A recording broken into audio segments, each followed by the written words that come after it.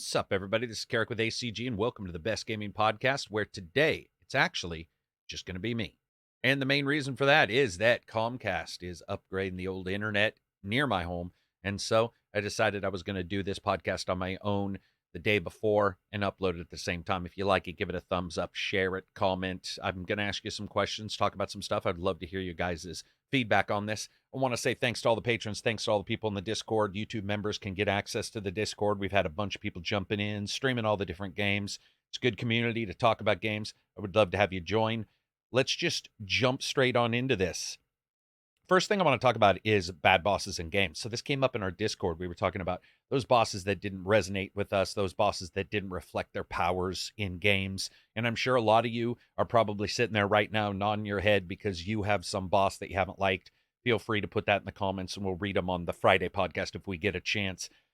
But I asked all the people in the Discord, what's a boss that really didn't resonate? And then later we asked on Twitter, and I'll look at some of those responses possibly during this podcast.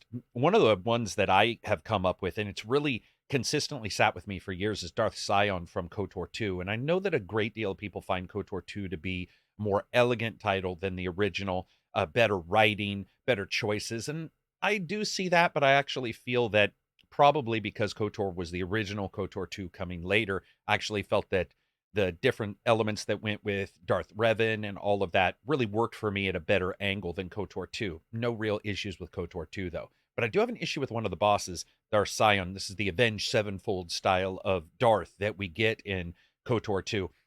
And that character didn't really resonate, didn't reflect their powers, and was really what I would say to be one of the poorer boss battles that I've experienced in a game, where I was playing it and I was expecting some kind of ultimate twist or some kind of different way in which they reflected that character's powers. And really all you got was a character that was beat out by an old grandmother and another Darth that walked around wearing a mask and, talking in an alien language. It just didn't resonate with me. It didn't reflect what I saw in the game.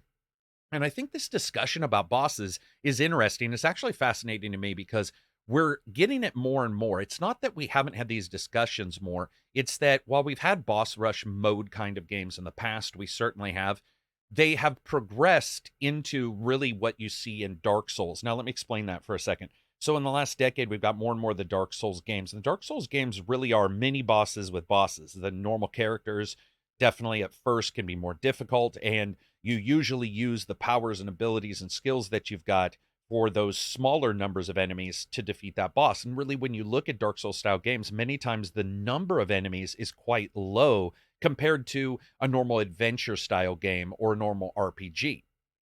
And with that change, we've had more and more of these discussions where when you do get to a boss in some of these kind of games, those bosses either work really well to require from the player all of the resources that they've learned and understood, all of the skills that they've upgraded, or they don't. And we've definitely seen more of these discussions when you get your Neos and you get your Dark Souls, you get your Surges, you get your Lies of P. These kind of discussions, I think, are just more frequent.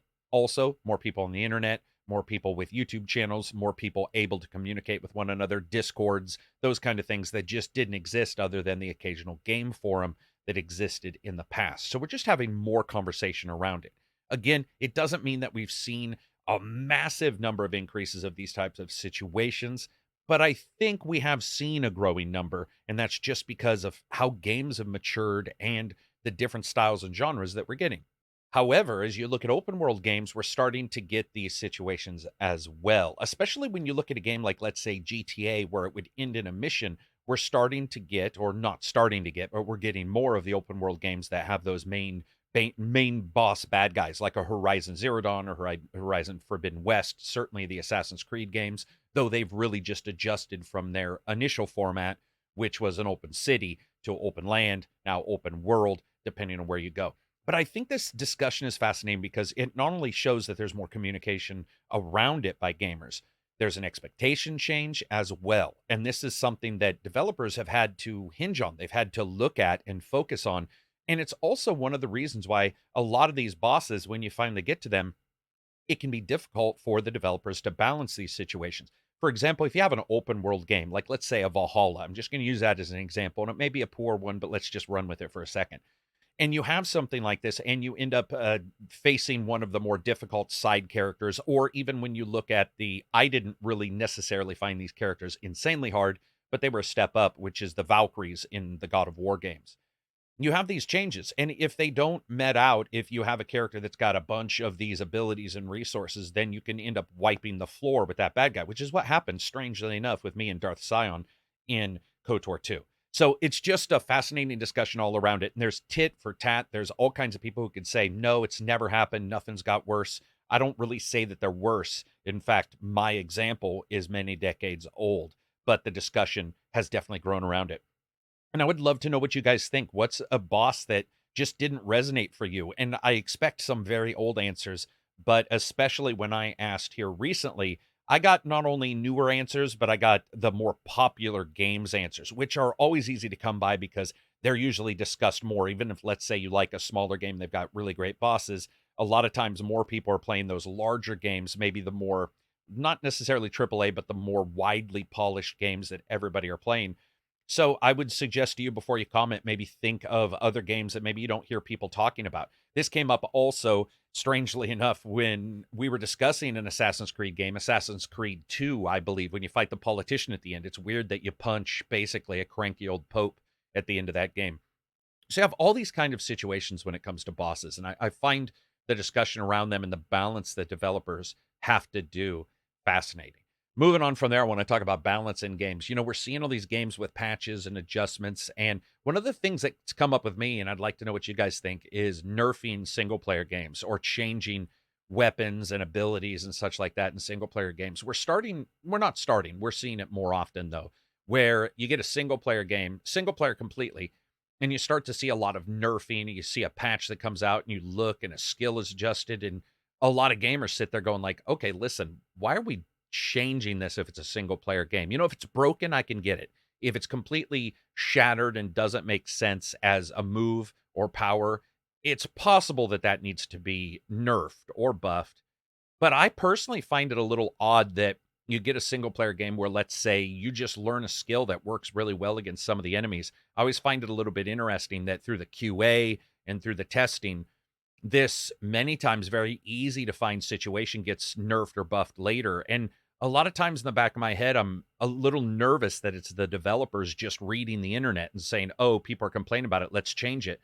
And I have an example of where I personally feel a big change was made to a single player game that quite literally hurt it a great deal and could have been adjusted in a different way. And that's State of Decay 1. So State of Decay 1 had a very unique system at the time, which is a little bit like the pawn system we see in Dragon's Dogma, except without the multiplayer component. So what this was in the original State of Decay, not only did you have your characters that were with you, but when you turned off or walked away from the system and you weren't playing it, it simulated life. And you can actually have characters get hurt or die or get lost because they were continuing the world. What was fascinating about this was later on, the developers had heard complaints. And so instead of changing it or adjusting a mode, they removed it. And I got to tell you personally, as I was rolling into the release of State of Decay 1, I was enamored by that idea. It was one of the original ideas I purchased this single player game. I bought this game because I wanted my characters to have that difficulty. I wanted the danger there. I thought that was fascinating that this game was doing something completely different. And when that was patched away, and I think it might be added back in now, or maybe there's something that they did now, but for a while it was missing. I felt that the game lost one of the edges it had. This was a game that was janky. It was a game that had FPS problems. It was a game that wasn't performant, but it had something in it that was really different and really felt like there was something unique about State of Decay 1. And that change and that removal of it, especially on the single player side, where you're looking at it going, seriously, you guys remove this, really killed it for me. And I think that's just a good example of how a single player game and the nerfs, the buffs that we see can actually, I would say, harm those initial purchasers, those people who buy into them. I get it, certainly, when you talk about multiplayer games, you talk about battle royales, extraction games where there's multiple people. That makes sense. But when you look at a single player game, patching that out could be the very reason, especially when it's a mode or some world spanning thing. If you want to patch a potion so that it does a little less healing, that's one thing. But if you're removing a very major component of something thing that you really sold the game on, some element that you sold the game on, some aspect that you touted in your PR and your press prior, and then you patch it out, that really left a bad taste in my mouth. And it's a bad taste that obviously you can tell because two of my examples for a terrible boss and then this patching situation are both from decades old games. They're both from games that are a long time ago. And I've consistently held those as examples that I'm watching out for in future games. So it's not like this situation hasn't happened before.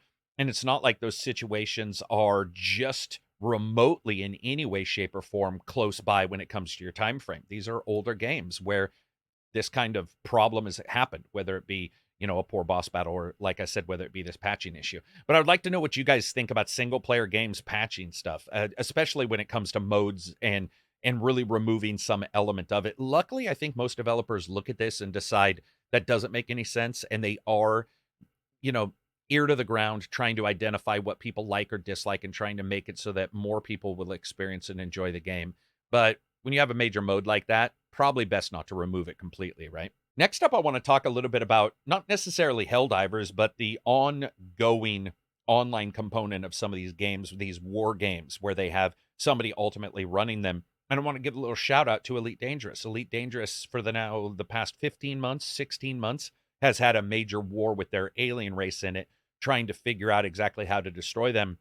And this is prior to Helldivers 2, which I know that Helldivers 2, especially when you see it now, it's a more recent game, looks very good, very enjoyable game. It's got good gameplay now. It's patched up all of its issues or most of its issues with sign and logging in.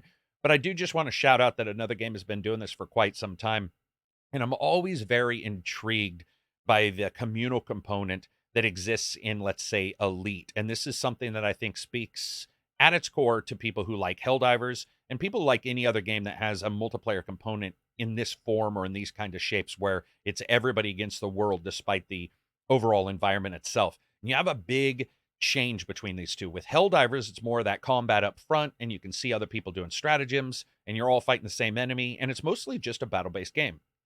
But you look at Elite, and Elite is such a special bird, pardon the pun, but you look at Elite and you see this different way in which they're handling the entire world. It's a game that when it launched, I still remember back in the day before both were launched and Star Citizen's still not out, but you had people saying, oh, Star Citizen is going to allow people to land, blah, blah, blah, blah, blah, blah. And Elite at the time was like, we just have space. And Elite's continually added, unfortunately, not always successfully, but they've continually added elements. And this ultimate war thing is just one more element of the community trying to figure out how to take on the difficulties that are presented to them dynamically. We see a new adjustment that's coming, which is the factions doing all kinds of battle and adjusting the space stations in their look and faction wars. But this overarching war, to me, is the best part. The idea that people can jump into this and try to figure out exactly how to take on the alien menace. And the way that they've introduced it, to me, is fascinating. Remember that Elite is such a massive, massive game. It is more akin to No Man's Sky than it is Star Citizen by far. And what you have is them adding this. And there's also other communal elements. If you guys read up on this, you'll find out about the gas station guys who basically go out, and if you've run out of gas in space, you can ping them and say, hey, I need help. And they'll send a gas station ship or a gas ship to you to gas you up so you can get to the nearest space station.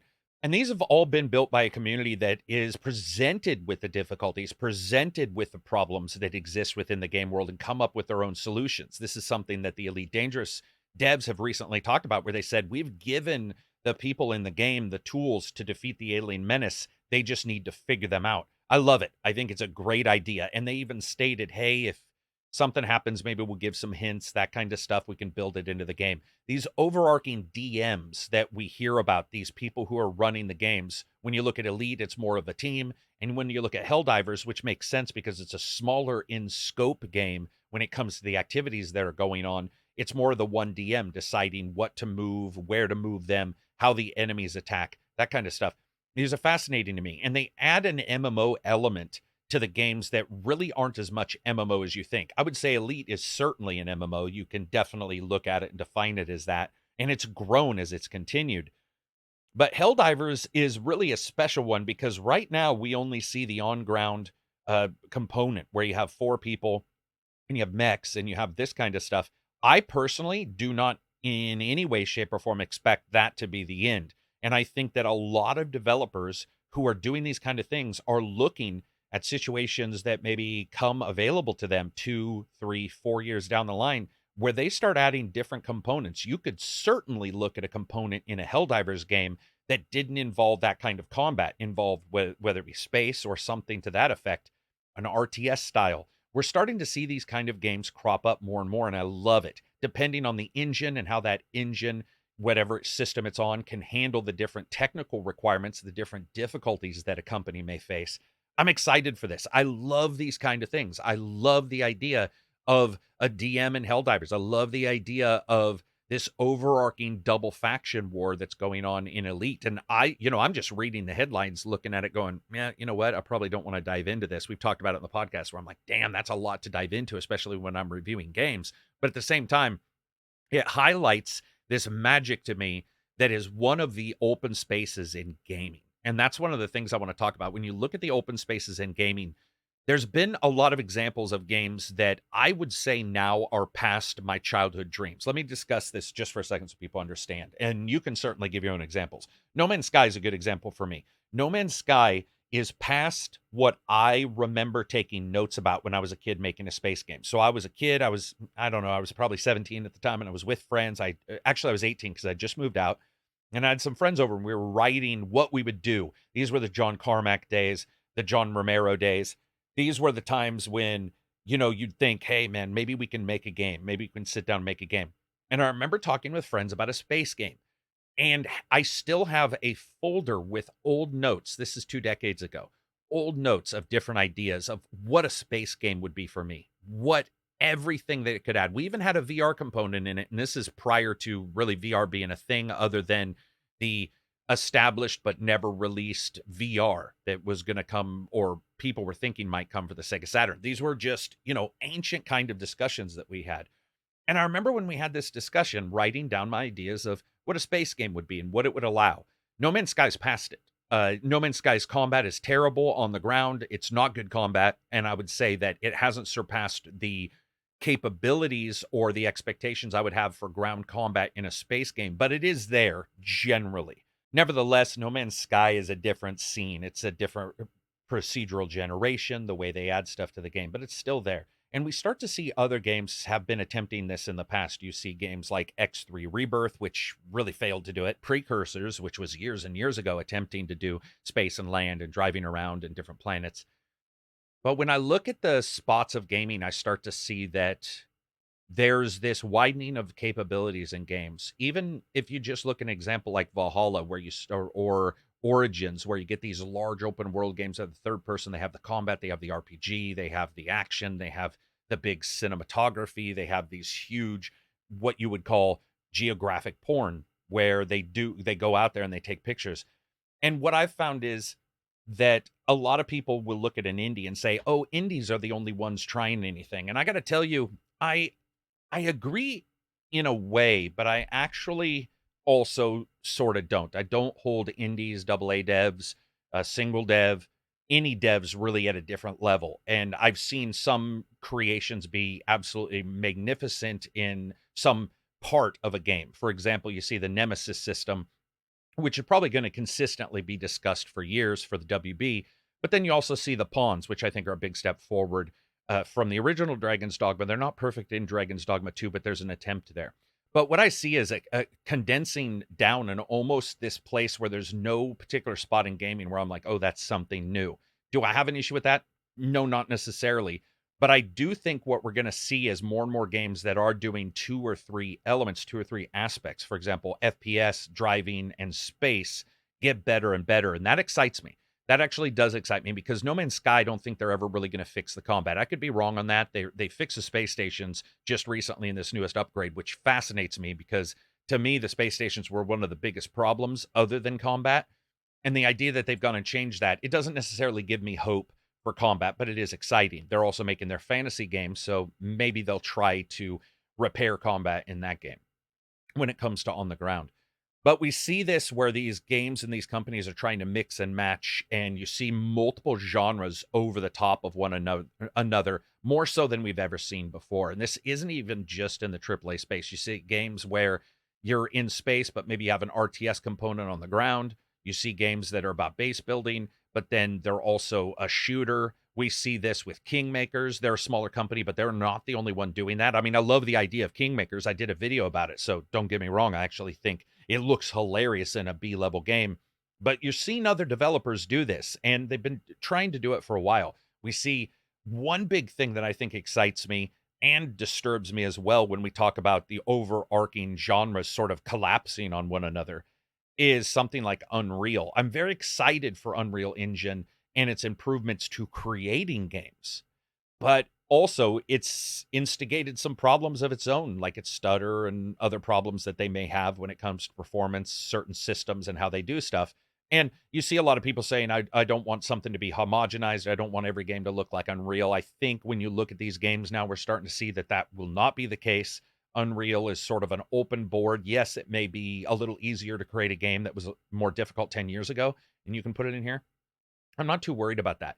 But when we get this situation where all these genres collapse on one another, I'm super excited to see what the next No Man's Sky style game will be and what they'll crash into, what genres they'll put together. I don't want a rhythm game in my space game. I'm not an idiot.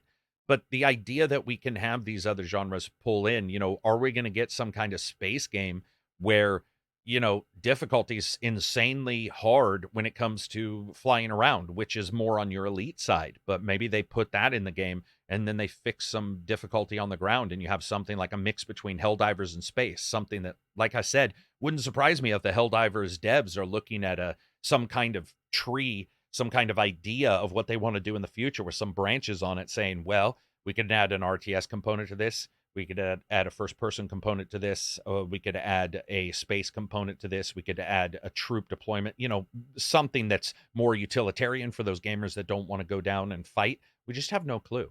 These are all really exciting to me, and I love the idea of it, but it also does, at the same time, make me a little nervous when we look at, the collapsing of these genres, because I do feel that we're going to get a lot of mistakes as well. And this is something that you can say we saw, I don't know. I'm not really picking on Ubisoft games because there's been a couple that I've really liked. A lot of them are a little mediocre for me. But when you look at something where they're trying to get these mixed in together, I mean, even when you say look at the engines themselves, to go back just for a second on Unreal, when we see that Far Cry has now decided that they're going to use the same engine as The Division, that excites me greatly, because then we may see something that was technically unfeasible with the normal Far Cry engine, the Deny engine, Decima engine, Deny engine. They canceled that and they've decided to use the engine from The Division. It's actually possible, especially when we see Avatar, to have some game in the future, Division 3 or a Far Cry, where they have a full developed city and then an outdoor area the size of a Far Cry game. That is exciting to me. It is very exciting to me because we could see not necessarily a combination, but a growth in that particular kind of game. Let me give you an example. Currently, Division is pretty city-based. Even their outdoor areas in DC aren't necessarily arboreal. They're not, these huge verdant areas that some, areas outside of the city, but most of it is still city-born. Same thing with Division 1. And you see the Far Cry games, their attempts at cities have been quite terrible. Cuba, for instance, some of the town in Cuba that you go to in Far Cry 6 was revolting. It was just a horrible looking mess. We see this also with Just Cause. Just Cause has never been able to hit a city very well. They can get the destruction and the outer overall jungle locations looking phenomenal, but they can't handle cities. I personally believe that one of the engines, of all the engines I've seen, all the engines I've watched GDCs on, and you guys should definitely go and check out the GDCs, but one of the only engines I've seen that could possibly do this is the engine that is running The Division. It is one of the few engines that might be able to handle this. Now, would it be able to handle the driving that we see in Far Cry, even though that driving is not perfect? I don't know. I don't assume that there would be any issue because it wasn't great in the Far Cry games. Do I think that they could become equal with the Far Cry games, but also have these massive open worlds outside of cities? Yes. And then what you have is a change in The Division or the idea of a future game coming out where they break out of the division, because I think with Division 3, they are going to sort of have to look at what we do. Does the Division 3 have a completely different style where it's got some city missions and some outdoor missions that are in a wide open area? It just, we don't know, but it excites me. And it excites me as much as Unreal. I see that engine and I see them making great strides with that engine. And I see a lot of developers, including those we know, including Reg, who's on the podcast, who's using it. You see a lot of people very excited about what they can do. And they're not excited for just the technical stuff. And they're not excited for just the savings that they may get. But it seems like a lot of developers are excited for their ability to iterate, something the Unity engine was known for a great deal of time versus Unreal, where the Unreal engine, there were a lot of people saying, hey, we can make it more performant. But the Unity engine has some issues with performance. However, we can quickly turn around and make something in Unity a little easier. And it seems like it's now come to the point where Unreal can do both. And that's fascinating to me. Not necessarily super excited to see any particular game. There's no games that are out there that I'm not talking about or that I'm keeping secret. I'm just looking at what developers are saying and what they're excited to be able to do in their turnaround. And that's not including AI, which is a contentious and ultimately, I think, not necessarily futile discussion, but certainly a discussion that we will probably have to look at AI and just assume that a great deal of developers are going to use it for different things, and will become more accustomed to how those work, more accustomed to the workflows, more accustomed to the impact on people and their jobs. That's just the way AI works. It is going to happen no matter if we want to put a foot down or not. And the weird thing is, especially when you look at the delivery of these titles, people could put a foot down and say, I don't want to accept any AI of any kind. And they would not be aware that for many years, many versions of AI have already been used. And so there is no clear, definitive cutoff for that. So these are all just different technical things that I'm fascinated by. I'm really excited for. And despite the crushing down that I said we've seen of a lot of games where there's multiple genres in one game, I think that when we look at this, we're still seeing those side games. We're still seeing rhythm games.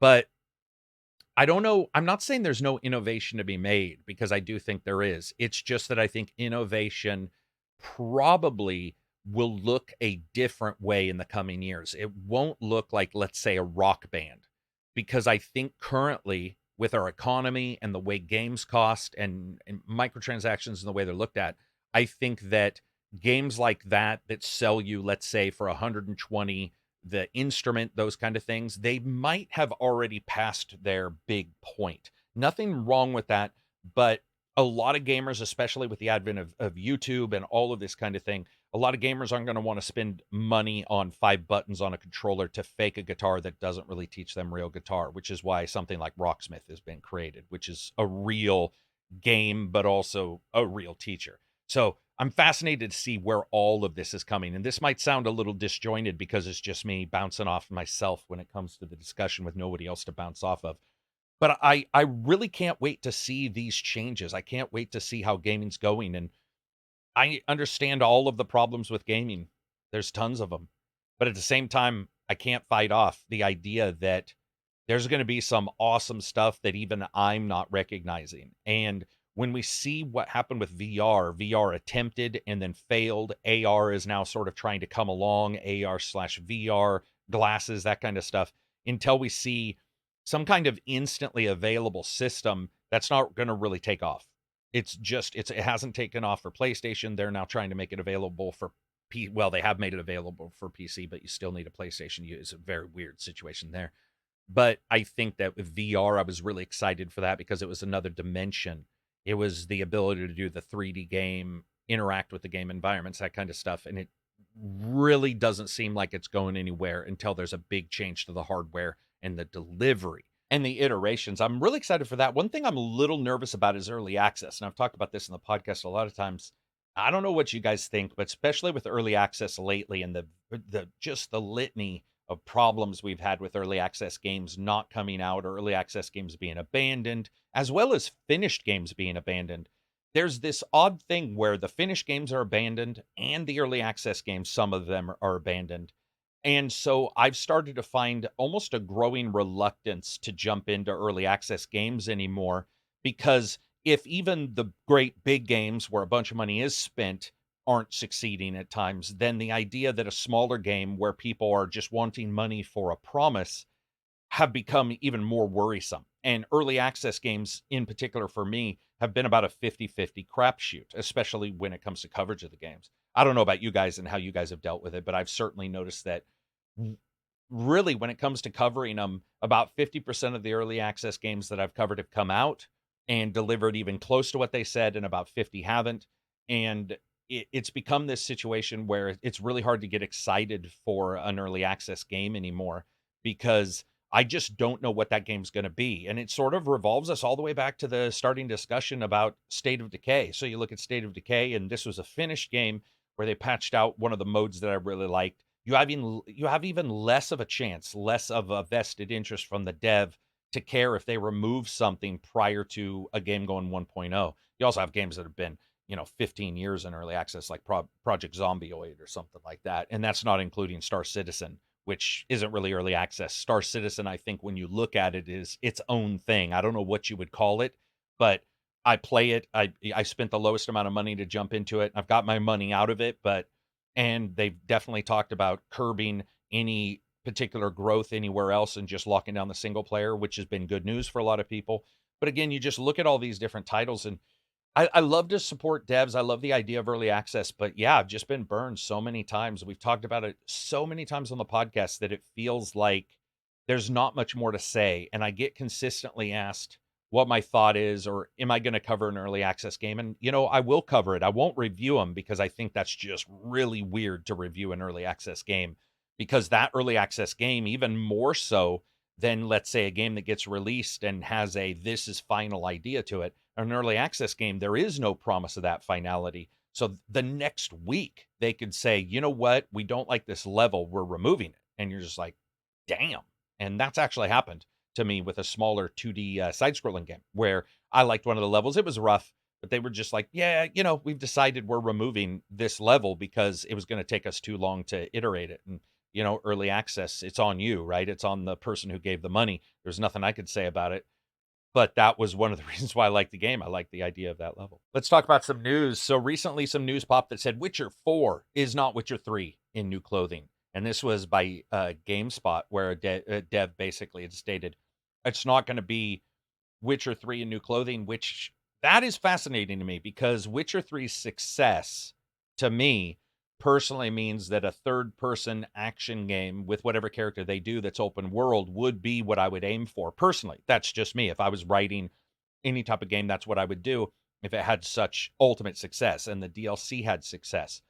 So the idea that it's not going to be is quite surprising, and I also want to tell people to probably put their expectations on hold a little bit. Not that I actually think it'll be worse. I actually think that when we get it, we'll most likely see that it is. The only reason I bring that up is because if you have success in something like that, and you are going to, let's say, call it Witcher 4, you are most likely going to want to stick with at least a number of the facets that saw success on the original game. And in this particular case, it's original game plus 2 massive DLCs.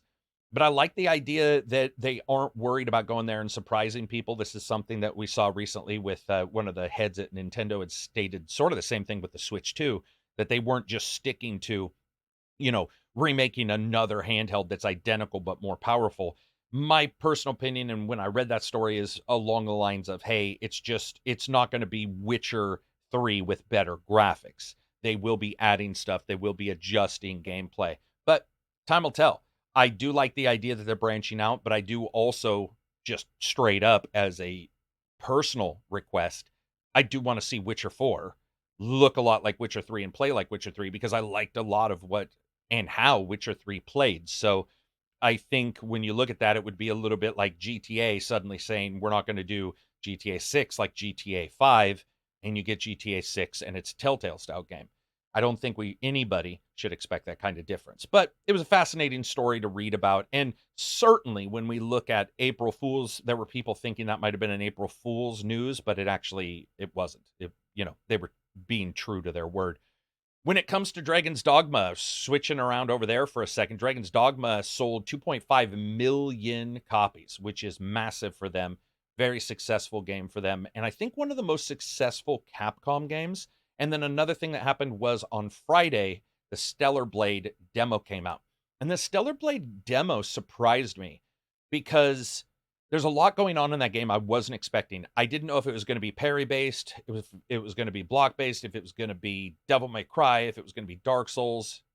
What I found when I played it was that it was Stellar Blade, which I'm really excited for. And I don't mean excited to review or anything like that. I'm excited that it does feel different. There are elements of it that feel like a lot of other games, but I found attack canceling, blocking, parrying, and there's skills that they show that you're going to be able to get.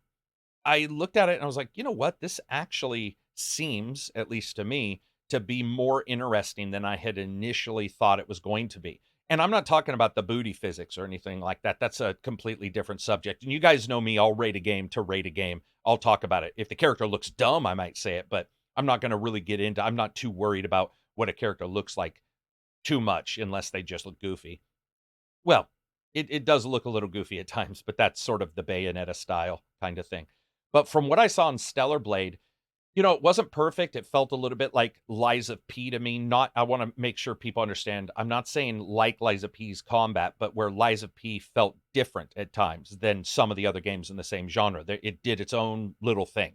And that's what I feel is occurring with Stellar Blade. It's doing its own little segment of that kind of gameplay style. And it looks like what from I'm seeing in the demo, there's a lot of things about it that will just feel like its own game. And that makes me excited. It means that they're not sticking to one particular gameplay style that we've seen in the past. They're not sticking distinctly to Devil May Cry. They're not sticking distinctly to some, super janky open world third-person game. It's their own thing. And to me, that's actually more exciting as I continue to play it. I'd love to know what you guys thought of the demo if you tried that demo out. It was sort of unfortunate we got the demo and then they canceled the demo and removed the demo, and now it's coming out again because some people have got to play it for a while, some haven't, but everybody should have been able to get their hands on it last Friday, so I'd love to know what you guys think of it. Overall, if you're enjoying it, not enjoying it, you like the graphics, you don't like the graphics, you like the gameplay, and so on. Another thing I'm getting asked about recently, especially just not only from other YouTubers, but people who watch, is like, how does YouTube look for this year when it comes to the channels and stuff like that? Jury's always out. I would say that I'm hearing a lot of people pinging, a lot of YouTubers are pinging me, asking about their views being down, different changes to the views. And, that's just sort of YouTube for you. I've always been one of those people that unfortunately gets hurt, first on a lot of their changes. This year, I would say the views are about exactly where I expect. We do the podcast, we do those kind of side things. But when it comes to YouTube, when it comes to TikTok, all of that, I think that especially somebody like myself, you need to diversify. That's why we do have the Discord and we have all the streaming going on in there, because it just makes sense to not really hinge on one particular place, especially when you look at YouTube. A person can't watch two things they can watch two things at once. They could technically bring up two windows, I guess.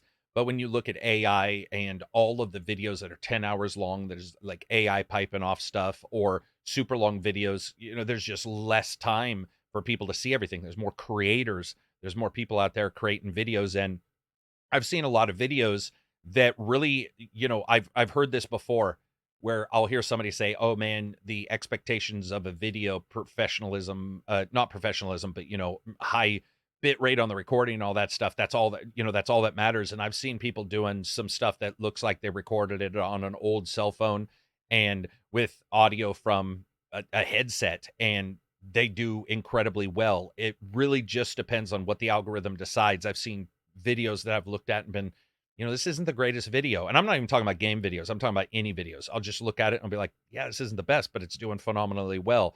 That's because YouTube in particular has grown to such a wide and divergent audience that the audience no longer is the focus of a channel / video doing well. There's been a lot of people who are doing great view numbers, but you see that their subscription rate just doesn't go up very high. And then you get ones, I've even had this where I just, don't really get a lot of views on some video, but for whatever reason, that video gets a really high number of subscribers, probably because that video did not go to the normal people. It went to new people. And that's one of the things that I'm trying to explain to anybody who contacts me. And there's a lot of people behind the scenes worried. There's a lot of different channels who've sort of vested themselves in this. And other than diversification, which is hyper important. It's also the idea that there is a possibility that your algorithm, because of when you post, does it get picked up by, let's say, a different speaking nationality, but they like it, or it gets posted to a different group.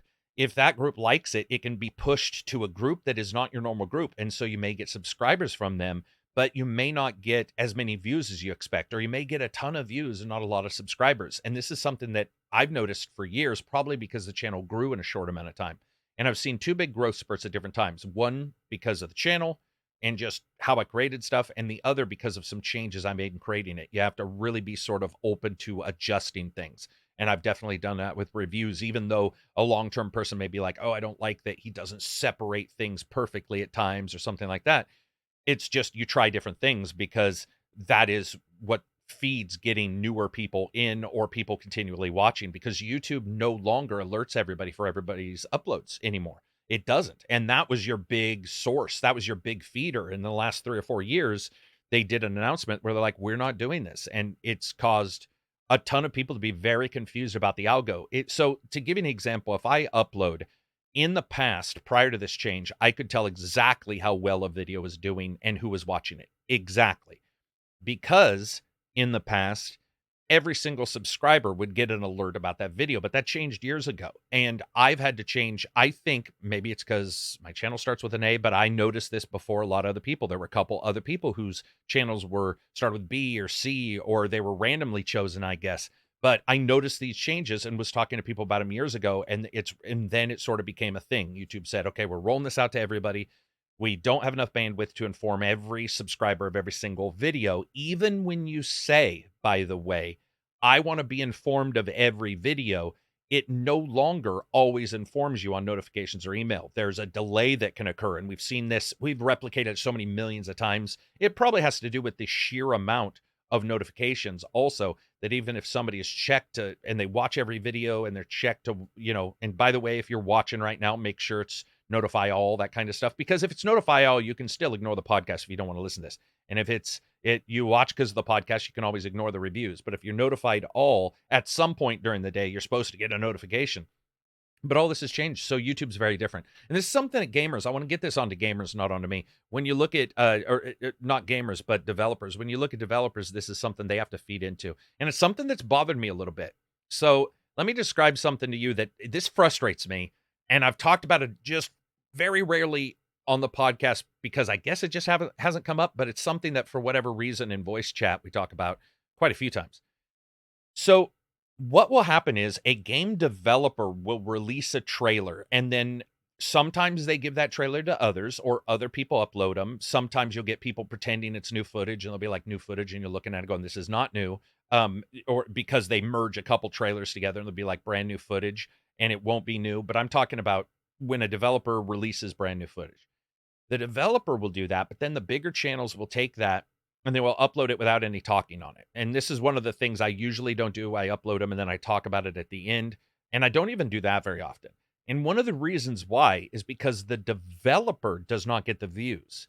What normally happens is the other channels get the views. Now, we can talk about this in if you agree or disagree on this kind of comparison. But to me, it reminds me of reaction videos. When I watch a reaction video, at least the person, as long as they are, is talking about the video that they're watching. I don't have too much of an issue with that. They are still discussing whatever video they've seen. We can talk about this for hours, and I would love some switches to that, but I'm just saying as a general process. However, if you're just uploading the trailer, that trailer, if you're a bigger channel, might steal from a smaller developer. So you might actually only get the video from your creator, but then the next developer video they do will just be going to them, and it won't go to the creator because maybe that day the creator decided to not upload that trailer. And so what happens is you get a lot of small developers who release a video, and maybe the first video does 10,000 views, but on somebody else's channel, it does 20,000. So they get sort of some knockoff views. They get some people checking out their game because it looks good or something like that. But at that point, when they upload again, if no one else or the same people don't upload the same trailer on their channels, what you get is barely any views on the developer's channel. And I've actually looked at this a couple hundred times, and it's actually bothersome And I don't know. The only way I would say to be able to fix it would be the developer when they upload it saying you cannot take this footage. There's a check in there somewhere that's like you can't cut this, or maybe you can't embed it. There, I know that one exists, but there's a couple little buttons you can flick. And I don't know if they want to do that, obviously, because they do want those reactions. They do want to have that positive reinforcement when they do a trailer. But that pattern can't be promised unless you're paying a creator or something like that. You can't, you would have to say, hey, this person who does trailer videos, I'm going to release 8 videos this month or these next 2 months on classes, and I would like you to upload all of them. Because if you only upload one, that focus will be on the creator and not on the game. And I've noticed this with some big channels, by the way. Some huge game channels, developers channels. They're a big developer, they upload a video and you see it get astronomically low views. And you might see it elsewhere on other people's channels, or you might not. But it definitely means there's a signaling issue on the side of the developers. And yeah, I don't know what to say about it, because weirdly enough, I have a lot of people telling me that they're charging developers to talk about their game, or they're charging developers to show their game. We don't, or I don't. It's just me now, but I don't charge that. I assume early access is the thing. Even if they just give me early access to a trailer and I want to talk about it, if I have the time, I would do that. That to me is the pay. You're getting access, and I make my money on the YouTube side. That's the job. That's what I'm supposed to do. I don't charge the developer for talking about it. But it's definitely a situation where signaling about it for the developers has become a problem. And I've seen it with, I mean, triple A companies. I'm starting to notice it. You'll even notice it on something like, maybe not so Elite. Well, no, I think I noticed it on Elite. I think that was one of the channels I actually first noticed this on. I could be wrong on that. But I noticed it on some big games where they were uploading their videos and the views were going elsewhere. And then they would upload another one and they would give even less and less and less. And you're seeing channels, with the game, the game might sell 3 million copies and they're uploading a video and they're getting 1,000 views. And you're all, oh, interesting. So the word's not getting out.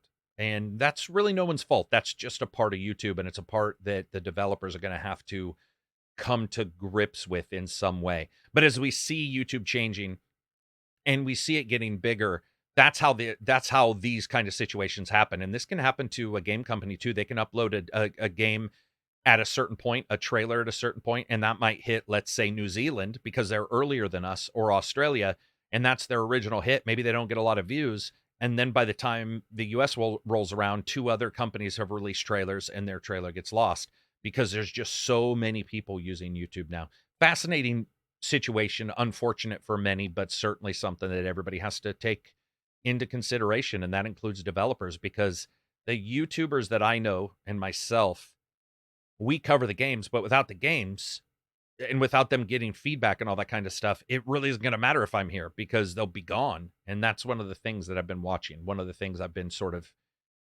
looking at and being like, how does that get fixed? And it reminds me, like I said, a little bit of their reaction videos. It's in a different format, but it's still somewhat the same thing. And that's why when I do a trailer occasionally, it's not very often. I'll do maybe 10 in the 7 or 8 years I've been here where I upload a trailer and say I want to talk about this trailer. It usually has to fascinate me in some way. But and it's not saying it's better than anybody else. It's just a problem I've noticed, and I don't really know how to fix it. But I want the developers to get the views, if that makes sense. I want the person who created it to get the juice, so that the next time they upload, they get that juice again, especially for the next video. Weirdly enough, I was looking in our Discord and Kig just DM'd. He didn't DM, he posted, he says, damn, this is how I know I don't get all videos from you, ACG. And by the way, he's got everything maxed. He said, I got a trailer for Bone Totem on PS5. Found out you did a review 10 months ago. Yeah, I guess that's how you go. And that's, again, just something I'm always looking at. I'm always looking at how developers are going to get the word of their game out there. Speaking of games getting out there, I covered a bunch of games on April. If you didn't get a chance, go check that video. But I was surprised to see this morning, Xbox Game Pass for April is going to include Harold Halibut. Now, Harold Halibut's game like Almacrog I talked about, is 3D items that are sort of adjusted. It's almost like stop motion video. I guess you could say it's pretty much exactly that, but in a game. And I actually think Harold Halibut looks phenomenal. Now, does it look pretty? No, I don't think that's really what it's supposed to look like. It's not necessarily supposed to look pretty, but it definitely looks up my alley when it comes to point-and-click games, adventure games, exploration games. I was quite surprised to see that on Game Pass. I don't necessarily know why I was surprised. I'm going to be honest. It just was not a game that I expected to see on there. And usually I sort of know or have the assumption of particular games that will come on Game Pass. So to see that popping off, that's quite exciting for them. I think that that's a good idea for them to put that game on Game Pass, get a lot of people playing it. That's it for me. Yeah, it's a short one, but I don't have a ton of time today trying to get this in. Wasn't aware of, well, didn't think that those repairs would happen tomorrow, so I've just sort of been able to jump in here. I would like to know what you guys want to talk about on Friday, though. Feel free to put your topics in, put questions in. We'll try to get to them. If you're a YouTube or a Discord member, feel free to ask me those questions in there. No matter what, I hope you guys have an enjoyable day gaming, an enjoyable week of gaming. There's a bunch of stuff. Check the demo out for Stellar Blade if you get a chance, or all of these new games coming to Game Pass and PS Plus. It's a phenomenal time to sort of be able to jump in there and see so many games and test out so many with demos. The return of the demo is awesome. Hashtag return of the demo. Peace out.